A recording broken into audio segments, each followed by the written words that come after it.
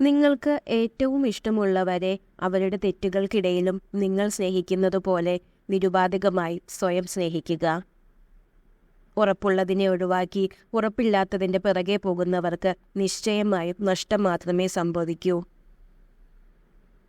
ജീവിതത്തിൽ തളരുമ്പോൾ നമുക്ക് വേണ്ടത് ഉപദേശങ്ങളല്ല, നമ്മളെ കാണാനുള്ള കണ്ണുകളും കേൾക്കാനുള്ള കാതുകളും മനസ്സിലാക്കാനുള്ള ഹൃദയവുമാണ്. നമ്മുടെ കൂടെ ചിരിച്ചവരും കരഞ്ഞവരും അവസാനം വരെ കൂടെ കാണണമെന്നില്ല. എന്നാൽ സന്തോഷങ്ങളും ദുഃഖങ്ങളും നിറഞ്ഞ ഓർമ്മകൾ എന്നും നമുക്ക് കൂട്ടിനുണ്ടാകും.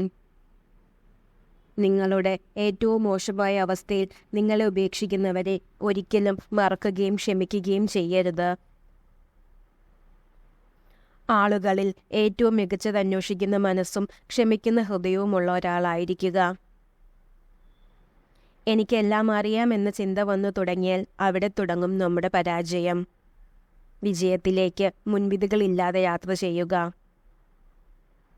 ഭൂതകാലത്തിൽ നമ്മൾ ചെയ്ത തെറ്റുകൾ തിരുത്താൻ ജീവിതം നമ്മെ അനുവദിക്കണമെന്നില്ല. എന്നാൽ നമ്മുടെ കഴിഞ്ഞ ദിവസത്തേക്കാൾ മികച്ച രീതിയിൽ ഓരോ ദിവസവും ജീവിക്കാൻ നമ്മെ അനുവദിക്കുന്നു. മിക്ക മനുഷ്യരും അവരുടെ കാഴ്ചപ്പാടുകൾ അവർ ജീവിക്കുന്ന ലോകത്തിൻ്റെ പരിമിതികൾക്കൊത്ത് വെട്ടിച്ചുരുക്കുന്നു. ഒരു നല്ല ചിന്തയോടെ മാത്രം ഒരു ദിവസം അവസാനിപ്പിക്കുക.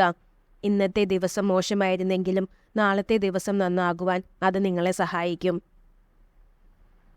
മികച്ചത് തേടി നമ്മൾ യാത്രയ്ക്കിറങ്ങും. കിട്ടുന്നതൊന്നും മികച്ചതായി തോന്നുകയില്ല.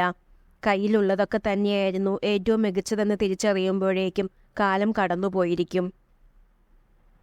മരണം കൊണ്ടുപോകാത്തതായി ഒന്നേയുള്ളൂ ഈ ഭൂമിയിൽ.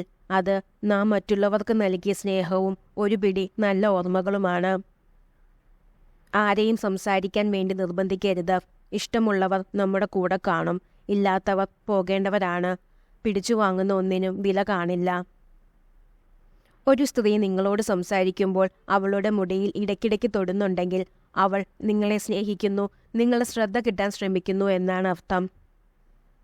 ഒരു വ്യക്തിയോട് നിങ്ങൾ കയർത്തു സംസാരിച്ചാൽ എന്തിൻ്റെ പേരിലായാലും അത് നിങ്ങളെ തന്നെ അസ്വസ്ഥനാക്കും. അതുകൊണ്ട് അത്തരം സാഹചര്യങ്ങൾ ഒഴിവാക്കുക.